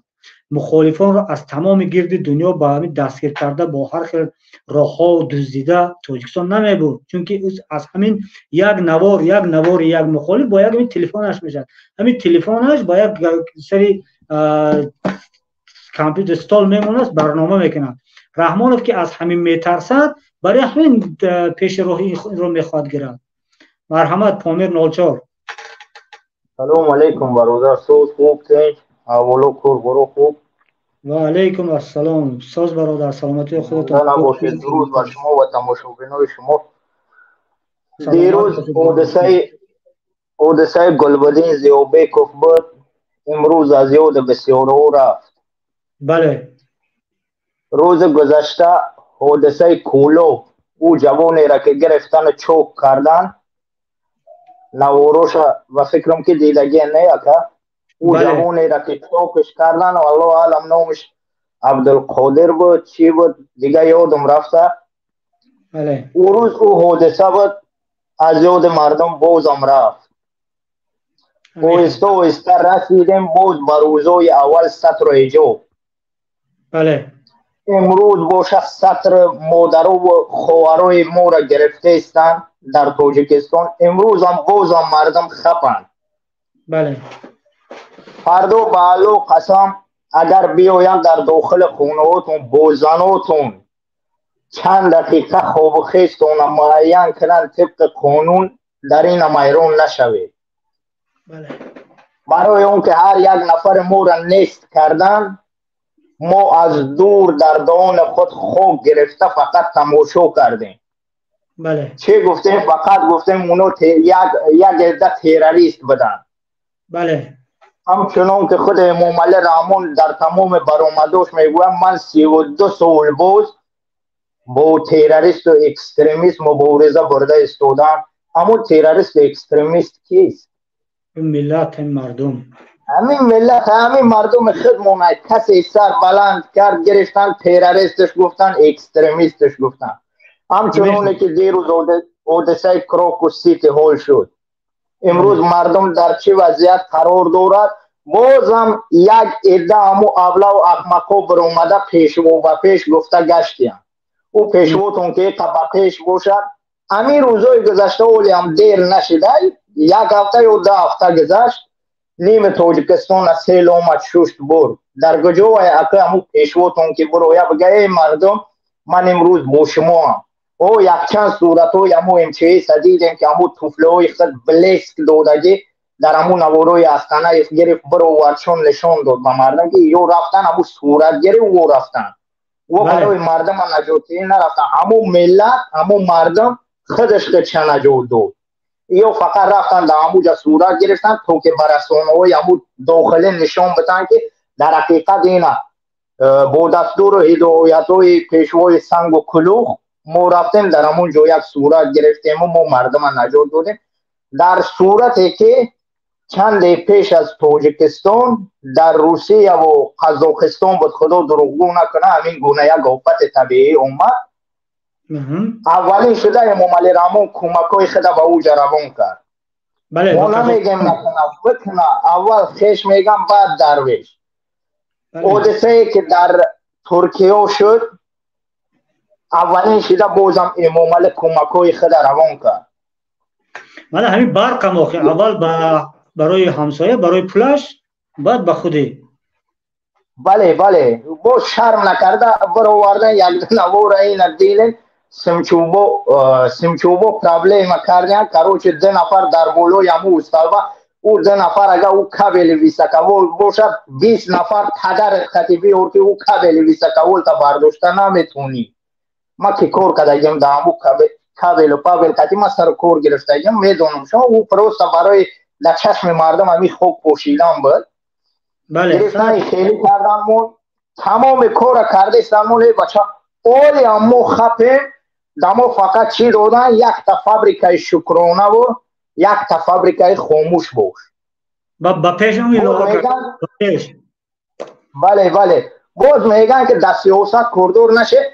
در صورت اونه که همین لوبای دانشجوی که نو وابسته از چی اختصاص میخونه در تمام دانشگاه نو وابسته که چی اختصاص میخونه یک سمستر خدا دروغگویم نکنه سیاست شناسی میخونه. راست مردم که به سیاست کوردور نشوند او سیاست شناسی را برای طور پدرتون درس میتین. برای او که مردم به سیاست کوردور نشوند، سیاست بیاید برای زنای ما کوردور شود. ما چی لباس پوشیم، چی بخوریم، چی کار بکنیم، برای ما سیاست بیاید کوردور شود، لیکن ما به سیاست کوردور نشیم. منطق کجاست؟ ریش تنمان خوب جناب اولی. زن تا بگو اوریان بگرده خوب جناب اولی. ان که همین شما به سیاست کوردور نشیم، ما چی کار خوبیم میکنیم. این در یگان جانا اومده هرچند اگر ما کوردور هم که نشویم، همین سیاست فرسوده خودش ما را مجبور میکنه که کوردور بشیم. ما از خودشان بذاریم از سیاست هم، لیکن خودشون ما را مجبور داخل میسازن و بعدا سنگ ملامت میزنن که شما خواهی شما چرا کوردور میشین و شما ما را مجبور ساختین که داخل بشین. اگر تمام همین پرابلم ها نباشه در تاجیکستان ما بیعقل شدیم که امروز میبرویم رامونوف میگیم فلانوف و قوروف و بلویوف. یه بچه ما یادم هست یک اکا نقل کرده بود، میبخشه اکا سلیم، همین الفبای زبان تاجیکی رسم ها هستن که در همه حرفا رسم روبا و رسم گرگل. یک اکا به خدا قسم یک 4 روز پیش نقلم کرد، گفت از ایران اینجا اول مسئله مذهب و دیگر میمونه. اومده بودن گفتن یک همو 5-6 تا همو چیزاش بگن دانشمندای ایران با دانشمندای تاجیکستان اومدن تصمیم گرفته بودن که در همین دوشنبه شهر دوشنبه دانشگاه کلانترین در آسیا میسازه. یک هفته گذشته رفتن مصلحت کردن الفبا را خواستن تغییر بدن. در همو الفبا گفتن رسم همو گرگ قطی روبو همه خبازه بکشیدگی که اوخی همو گودک میده بینه در او عاشق میشه که او حیوان غمخوره. اولین ندخت که گفت یافتن همو را گفتن همو دانشمندای ایران یک گرگ است، گرگ حیوان ضررآور است به انسان، همچون یک چیز ضررآور کشیدن نشان بده این خودش یک مخشوی همو انسان است از آغاز مثال همو چیابیش. بله این یک مخشوی است. یک هفته نگذشته بعد یک هفته خبر میتیم همو چیزا دانشمندای ایران ده که روسیه اجازت نداد. این چه معنی داره که در الفبای تاجیکی روسیه اجازت نداد که همو صورت دو حیوان انسان کنه، دو حیوان عوض کنه. از این میبره که در همه قدر سالو برای بیسواد سازی مردم هم روسیه هم حکومت تاجیکستان سهم دورانر داشت. مردم ما باید همه بیسواد بمونه، باید به روسیه برای کار کنی. این گپتون برادر 100% جان دارد. عیناً حکومت دیکتاتوری یگان حکومت دیکتاتوری نمیخواهد که مردمش باسواد باشد. میفهمید؟ اگر مردم بدخشان، مردم پامیر، مردم خاروق هم همین خیلی بیسواد میشدن، یک دستی و یک دل نمیشدن، با آنها هیچ کس کار نداشت. همین رحمانوف کار نداشت با آنها. مردم که باسواد بودن آنها را کشت، چون که از باسوادان میترسد این دیکتاتوران. مردم نادان مثل گوسفند است. میگوید رو روسیه رو این طرف رو اون طرف، تمام پرچم بردار به پیش گو رفتن، اگر نمیدوند شکمش گوش است به پیش گفته گرفته است. امور دیروز یک پست مونده بودم در فیسبوک، یک نفر نوشته که چرا حکومت ضد سطر مبارزه میبرد و ضد مثال همو بنگی ها و نرکمان ها مبارزه نمیبرد. ما همین دفعه مردم در ایران هم که حکومت ما در همیشه انسان های بنگی و نرکمان و بیعقل و دیوانه در کوره. برای اون انسان ها را استفاده بردن آسان نه. آدم وقتی بنگی و حلقش و نرکمان کردی چقدر میخواهی در سر قدرت خودت میمونی. اون دیوانه چیزی مردم بیدار و مبارزه شمه و مردم بیدار باید برد مثل دلیر امام علی و اون 2 نفر دیگر روزنامه‌نگاری که گرفتن و بردن. بله زندان کردن محمدزاده و بله. یک مثال دیگر میبرم، باز از بدخشان میبرم دوستان. ما 2 قهرمان داریم در قضیه بدخشان در ابتداش، یکی گلبدین زیابکov و دیگر ابرزاده یاردمچی پروکورور. گلبدین زیابکov به قتل رسید ابرزاده حالا کار کرده گشته است. برای چی من میگم این دو قهرمان است، یکی قهرمان مثبت یکی قهرمان منفی. گلبدین زیابکوف را برای آن به قتل رساندند که او از ناموس یک خواهرش دفاع کرد. ابرزاده به خواست به ناموس تجاوز کند، او را گلبدین زیابکوف گوشمالش کرد و در نتیجه حکومت ابرزاده را جانبداری کرد، حمایت کرد و گلبدین را به قتل رساند. و امروز ما حیرانیم که برای چی درباره به سطر زنها دست میرساند این حکومت و وقتی که گلبدین ها را کشتند این زنها دیگر به دفاع نمانند، به دفاع ماندند. عیناً گلبدین ها را میکشند تا به زنها دست رسند. پس سطر به دیگر ارزش در اینجا گلبدین بور مثال گفت جوان مردو را گرفتن و پشت پنجره بردن، بعضی را کشتن مثل محمد باقر. باز کی است در اینجا؟ نصف مردم ما دیگر در مهاجرت مهنتی در روسیه است، در تاجیکستان دیگر کی مونده؟ همون زنای خاله مونده دیگه. هر چی بخوام بالاشون تعمیل کردن میگیرن. حتی از روسیه چهارشنبه و امردین را آوردن محکم کردن، از روسیه گرفته آمدن. برای چی؟ چونکه آنها میدانستند که وقتی که ما در اینجا آدم‌ها را کشتیم و زندان کردیم، آنهایی که در بیرون هستند آنها صدا بلند میکنند. برای همین هم از بیرون هم آوردن، تازه کردن روی زمین را، کره زمین را میخوان از تاجیکان بیدار و صدادار، شجاعتدار تازه کنن. نمیخوان که یک صدای شجاعت از کجای صدا دهد. بله راست ما در یک شهرونم که تودی روزا میگفتن که سطر سیاه پوشی ایمو نیست، سیاه پوشی نه که در اون نواروی که میبینی یگان تیامو زنا نه یک لباس سیاه دارن نه روی مول سیاه، همون لباس توجیکی روی مول توجیکی بستگی. یکیش بر اومدن میگن نه روی مول تو باید سن قفا کنی که تو همی سختم که بشود همون گردنهای شما را ما بینیم و همون چیز خدا بگیریم. همین انسان ها که فرزند اگر همین مردم پگه فرزنده به رومال هم گردن، اینها یک بهانه میگن باز ظلم میکنن. اینها دیگر راه نمیدونن، دیگر چخیل گم دیگر معامله را نمیدونن. اینها معامله زر و مظلوم رو میدونن. اینها فقط میخوان بالای مردم ظلم کنن. فرزند همین مردم پوره 100% به گفتهشون اطاعت کند هم باز ظلم میکنن. خلاصه برآمدن ما اینجا چی است؟ فقط که حادثه بدخشان و خیلی نخستین مردم گفتن او که یک عده تروریستن. دپرسم او تروریست. دیروز وقتی که او بچه عبدالقاور در کولاب وقتی گرفتن چوکش کردن، او را هم تروریست گفتن. خیلی دپرسم او تروریست بود. لیکن امروز اون مادرایی که سطراشون گرفته ایستن انشالله که او تروریست نبودن، این نیستن. بخیر حداقل این ناموس مادرای خودتون دفاع کنید. نمیگم که برای بدخشان بخیر یا برای کولاب بخیر، برای مادر خودت بخیر بگوی حکومت یک عمر تو سیاست تو دمو کاردار شی. هر روز تو ددان ما زده استی که با سیاست کاردار نشین. امروز این مادر ما چی میخوایی که سطر تبگی رومول تبگی نوز ویلو تو باید خیلی لباس پوشه و خیلی لباس پوشه. کاری تو چی با مادر ما، با زن ما، با فرزند ما در همین طول 30 سال رمان بود یک بار خودتون فکر کنین که چی تون داد. یک تد باوری دارم نه یک مکتب بی پول خوندگی آدمو روز تولد شهادت نامه برا چخیلی که میگن خدمت قرض بدن. شما به شما بگو وقتی که دولت ده شهادت نامه تا بی پول میتر رویگان، وقتی که تو تولد میشی برای خونوندن تو مبلغ هر سال جدا میکنه. یک دویم میشه که مکتبت بی پول باشه، دانشگاه بی پول باشه، بعد ختم انا او دست قرض میشه. میگه که همه قدر امکانات دولت به ما داد، امروز قرض ما که ما برم خدمت شو بکنم.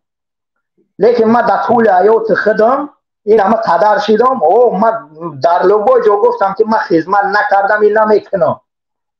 برای چه زمانی ما تولد شدم شهادت نامه ما با پول بود، مکتب خوندگی ما با پول بود، دانشگاه ما الحمدلله عذاب کشیدم، دانشگاه خوندم، ختم کردم، در گورنوی خوندم، عذاب کشیدم، خودم کار کردم. سویتون با پول بود، آبی که می نوشمش در همین شهر دوشنبه آب نوشوکی هم با پول بود، تمامی چیزم با پول. در صورتی که ما عذاب کشیده سم و تمامی چیز را با پول خریده سم، باز من چقدر قرضدار میشم که برم بگم لی قرض ما باید برم خدمت کنم. بعضی می بروین سنگ ملامت میزن تو خویل ملت تو چی باید خیلی ای بچه وقتی قرضدار میگوی باید حکومت یا برق تا ایامو برخی که میگن شما امو پدر من به الله قسم گرفتگی امو چی را یا وقت سامیه گفتن که سامیه مادر من گرفتگی ویس اولادم سامیه دوره تنی یک بار برق بی پول نه حد اقل در زمستون نه بچه پروست همی که با پول هم باشه در زمستون بچیشون یک آیله در تاجیکستان در شهر دوشنبه در قشلاقجو نمیگم در شهر دوشنبه همی زمستونه با کلی از بین را از چی از دود انگی سبب بورش کیست بیبرقی هر وقت یک گناه ای بولوی خودتون صورت بگیرم می بیارین همی خداوند در کلش میزنین که خدا گناهگار خدا خود میکشه ایس میکشین ایس میزنه او در نصیب و تقدیر بوده همون نصیب و تقدیرش گناهگار خیلی خدا خود میکشی ای بچه ایسی نمیشه اوخی چی با در این همی دولت های اروپایی یک بار نمیگن که خدا خود میکشی تمام امکانات دادگی ای بچه تمام امکانات برای شهرونداش دادگی مرم که باشم در همیخیلی دولت همه امکانات با ما بتن ما اگر که نرم خدمت نکنم در همیخیلی دولت ما ایره برای خودم یک ننگش میدونم در صورتی که عذاب بکش بیا بگویا برست باید برای خدمت کن چخی ما برم خدمت کنم باقی الله نگهبانتان باشه مردم همین خیل اگر خاموش رفتن گیره باور کنید فرد و با همسراتون خوب و خیستان هم دولت معین میکنه با ساعتهای معین این را هیچ وقت حیاتتون نبروده در پناه الله باشه نکوی سلیم عذر برای وقتتون را گرفتن سلامت باشه برادر. هر حرفایی که گفتید واقعا درد دلتان بود، برای من خاموش ایستادم تا آخرش گوش کردم. واقعا درد دل بود، درد ملت بود، درد یک نفری که همین دل زنده دارد، عقل دارد، تحلیل میکند اطرافش. حرف همون حرف دل بود. با زنده باشید برادر. من خیلی خرسند شدم. خداوند نگهبانتون. من خیلی خرسند میشم وقتی یک نفر تحلیل مستقل خودش را دارد، کورکورانه پیروی نمیکند. فرق ندارد او خواه مخالف را باید پیروی کند، خواه حکومت را پیروی کند، کورکورانه پیروی نکند. تحلیل خودش را داشته باشد، منطق حرفش را داشته باشد. یعنی با یک فکر کردن هم امکان فکر کردن داشته باشد، هم یک هنر فکر کردن را داشته باشد. خداوند چنین یک نعمت را داده باشد به همین انسانی که فکر کرده تواند. خیلی نعمت بزرگ است دوستان. خیلی برادران عزیز، اگر در افیر کسی دیگر نباشد ما موضوع رو با آخر میرسانیم. خیلی حرف زدیم و اساسا برنامه ما 60 دقیقه بود، ما من قریب 100 دقیقه شد. با فکرم که از این پس ما 100 دقیقه گوییم. در همین جا من یک بار دیگر از همه به همون گذشتگانی که در قضیه خاروق، در قضیه روشن، افرادی که گذشتن در حقشان میگیم که خداوند شهادتشان را قبول کرده باشد و بازماندگانش، به پدر و مادرانش، به فرزندانش، به همسرانشان صبر خواهانم. واقعا به همه دوستان و دیگرانی که در اطراف زندگی میکنن و در هر برنامه همین رو میگم، در نگاه کنید دوستان عزیز. وقتی که نگاه میکنید در اطرافتون، در محلتون، در دهاتون، در شهرتون نفری هست است که بالای ظلم شده است، یا نزدیکش کشته شده است، یا نزدیکش در زندان است. با آنها بی‌پروا نشوید. باور کنید کمک شما برای همونها باید همیشه رسیده است. چی کمک مالی باشد، چی مادی باشد، پولی باشد، کمک معنوی هم باشد که باید روید پیش مادری که فرزندش را به شهادت رسانده. روید پیش مادرش یکدم صحبت کنید، دلش را بردارید. فرزند همون نفری که در زندان است یا فرزند نفری که به شهادت رسیده است سرش را سیله کنید، با یک یخماس از یک شیرینی از برایش هدیه کنید. باور کنید از این کار شما هم انسان خرسند می شود، هم خداوند خرسند می شود، هم مخلوق و هم خالق خرسند می شود. فراموش نکنید هیچ وقت. با یکدیگر با مهر بودن را فراموش نکنید. این روزها میگذرد دوستان، این روزهای سیاه تاریخ ما میگذرد و ما نام آن شهیدان را حتما که باز عزیزتر یادآوری میکنیم. حالا در آخر برنامه گفتنیم که مقامات حکومت تاجیکستان یک قانون دیگر هم قبول کرده است که حتی قبرهای افرادی که او را تروریست میداند، قبر آنها را که از چشم مردم دور میکنند. هر روز حتی عکسای پیدا شد که قبر شهید محمد باقر را هم سنگش را شکستند و دیگر کارا کردند. میفهمید این حکومت از همه چی میترسد، حتی از قبر و از نام مردگان هم میترسد، از نام همون افرادی که با آزادگی زندگی کردن از همونها هم میترسد. برای همین هر دست کاری که از دستتان میبیاد کنید تا بروقتر این رژیم و این نظام ظلم و این لانه ظلم ویران شود و دیگر این ملت و این سرزمین به یک آزادی واقعی رسد. دیگر مردم هم خسته شده است. همین از صحبت ما دوستان. خداوند نگهبانتان باشد و در آخر یک بار دیگر گفتنی هم با لایک گذاشتن، آبونه شدن را فراموش نکنید و از همه مهمترینش به یکدیگر مهربان باشید. خداوند به خاندانتان فیض و برکت دهد. در پناه خدا.